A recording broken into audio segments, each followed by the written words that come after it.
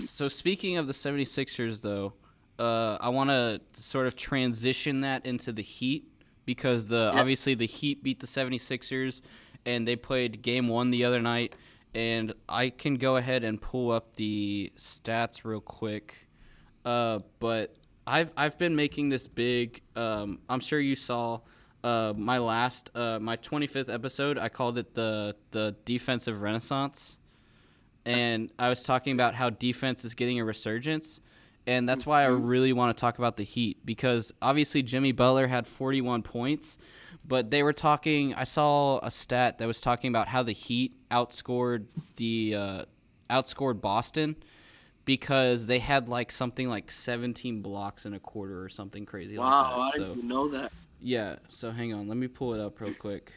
I just know Boston was like killing them, and then third quarter came around, Yeah. whole game switched completely. Yeah, I know a lot of people are going to talk about, they're going to be like, oh, well, the Boston didn't have like Marcus Smart and like all that. But again, it's a defense, like it's starting to become a defensive game again. So Yep. I'm trying to pull up the Heat stats because like this, I'm every time I watch a playoff game now, I'm like, I keep getting proven right. Like, let's go. You know what I mean? So I get Literally. excited. I want to talk about it because I every game I watch, I'm seeing more and more defensive plays, which I really like. So Yep. let me go to. Is there any way to go to the games? So schedule. It's just giving me the per game stats. So I'm trying to get the. Okay. Hang on. So anything you wanna address while I'm pulling this up, like I mean, where you stand on it? the Heat, I'll always hate them, but speaking seriously, Oh yeah, I forgot y'all are both in Florida, so y'all probably have a rivalry, huh? not even when the Magic are good, the Heat are bad, and vice versa. But I mean, the thing with the Heat is they remind me a lot of like the 2019 Raptors in the sense of they can switch everybody, every position can switch on defense, Yeah. and that's obviously why we're not seeing a lot of this guy. What's his name? Duncan Robinson, just Mm-hmm. because he's not and he's not he's always the mismatch. So they're always mismatch hunting him. And if he's not having a good night, what's the point of playing him? Which is what that's the Yeah. problem he's running into. But the Heat defense is so switch heavy, and it's able to always just crash, and it's always Mm-hmm. able to keep up with the guy, or worse to the point where it's like, all right, you beat me, now you got to get past two people down in the Yeah. paint. And there was a the before the whole Malice at the Palace thing, that was the reason that I've brought them up a couple times before. That was the reason the 2004 Pacers were so good. It's because you Yeah, had both Ron Artest and Jermaine O'Neal, and they said in that documentary, like Ron Artest was like, and I know his name is Meta World Peace now, but I'm still gonna call him Ron Artest because it's easier to yeah, fucking say. yeah, But Ron Artest in the documentary was like, "Oh, you got past me? Now you got to get past my man exactly, Jermaine." And it's like exactly. it's the same sort of thing with like with the Heat now. It's like, all right, you got past me, you got past Jimmy Butler. Now you got Bam Adebayo and PJ Tucker behind me, Yes, and it's like, yes. Two yeah, guys gonna dude. punch you. Yeah, dude. So despite the Celtics, having a great defense and having Marcus Smart and all that, obviously Marcus Smart didn't play, but they only had 8 blocks and 8 steals in that game. Versus if we go to the Heat had 10 steals and 12 blocks, and 4 of those steals came from Jimmy Butler, and 4 of those blocks came from Bam Adebayo. So again, I've been talking about this for a while. PJ Tucker was an essential part of the Oh Bucks yes, championship last year, yes. and we lost sort of that defense. And I'm a big fan of Bobby Portis, so I was hoping Bobby Portis could sort of pick up some of that defense. And I really think that Bobby Portis could have, but again, that goes in the conversation we had earlier, which is like Bobby Portis minutes and like the bench minutes and all that. I wish Bobby Portis had gotten more time, especially with Middleton being out. But it is what it is. But you know, then he joins the Heat, so now the Heat. defense has immediately gone up. Oh yeah, They already have Bam Adebayo, who Bam Adebayo, in my opinion, could have been up there for Defensive Player of the Year this year instead of Smart. top 5 for sure. Yeah, and he's been a top 5 defensive player for like the past like 4 seasons now. Yeah, Like he's been really he's good. always been great at defense. And then you have Jimmy Butler as well, which Jimmy Butler isn't as much well known for his defense, but he had 4 steals in that game, so he's really good at sort of reading passes and getting steals that way. You know, he won't give you steals like Drew Holiday will, where Drew Holiday will straight up just swat it out of your hand.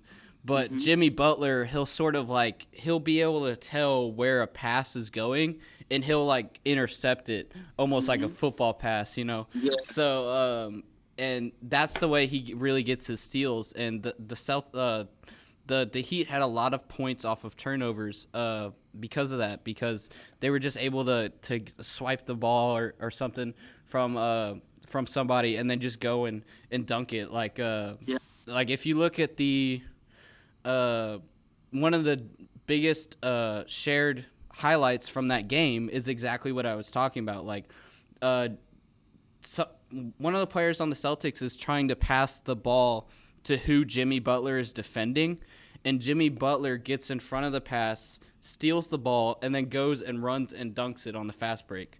So it's like that's just what they did like most of the game. Like they weren't shooting very many threes like the Celtics. They were just stopping possessions and getting defensive stops and then going through the paint. So Yep. And that's what's been working for them, and that's what they need to keep doing. Yeah, man. It's very effective. I'm really excited to see defense coming back. Like I said last episode, I said I would rather watch a game where each player is like I would rather watch a game where there's like 5 blocks back to back than 5 threes back to back. You know what I mean? Like I want to see more as much as I give hate to LeBron, I want to see more LeBron blocks against the backboard, like shit like that. Like that stuff is what gets me hyped versus just watching Steph Curry or Jason Tatum just shoot like a bunch of threes over and over. Yeah. So I want to see some defensive stops, man. That's what gets me excited.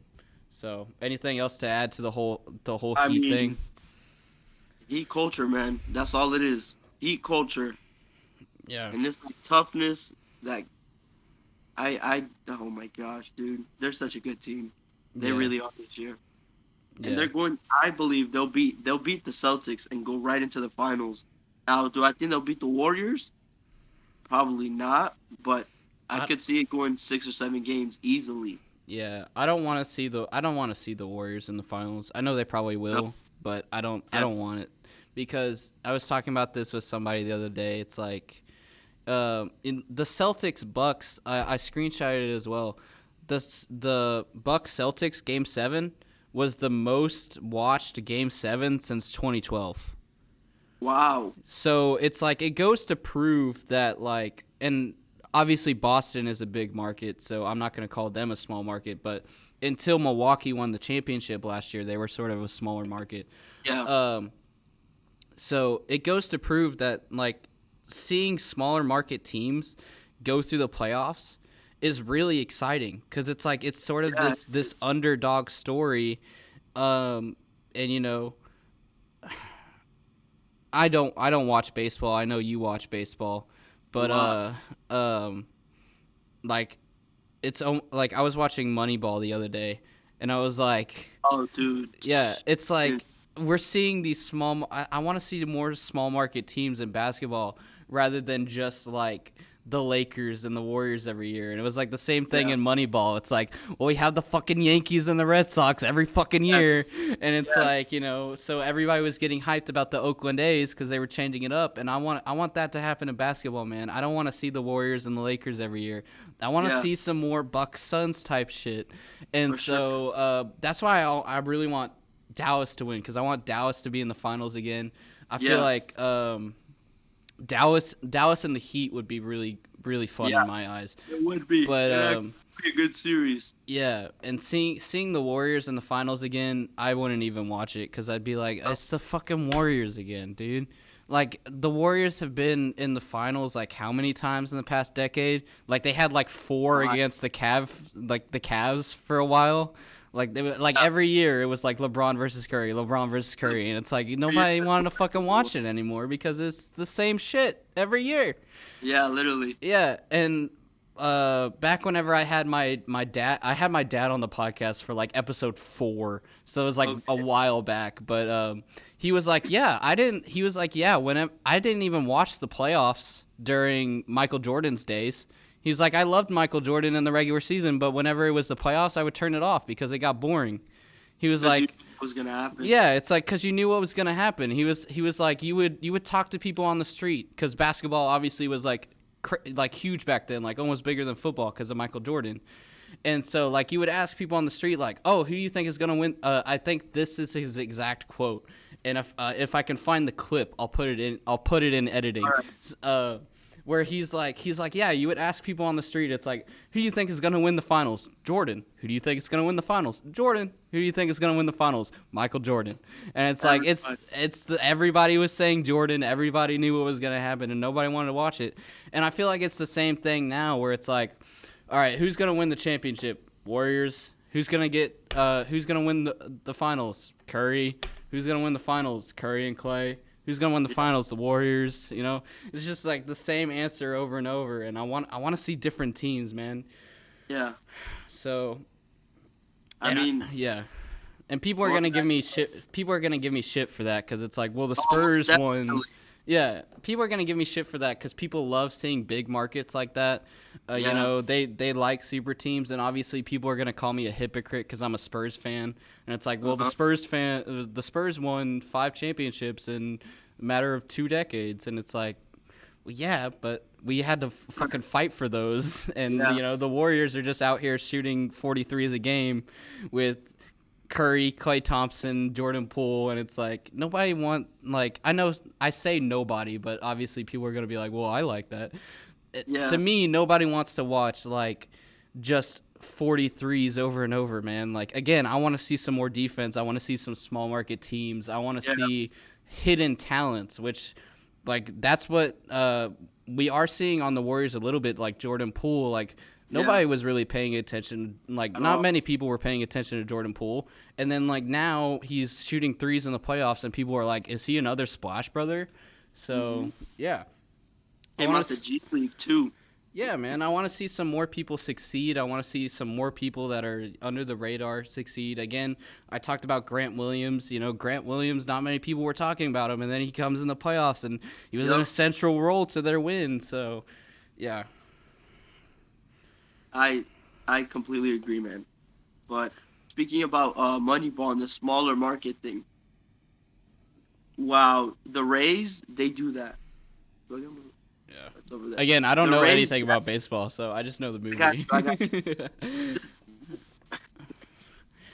The thing about baseball that I love the most is it's exactly what you said. Any given year, anything can happen. Now, you got your teams like the Dodgers, the Yankees, who buy everybody, right? They can buy whoever they want.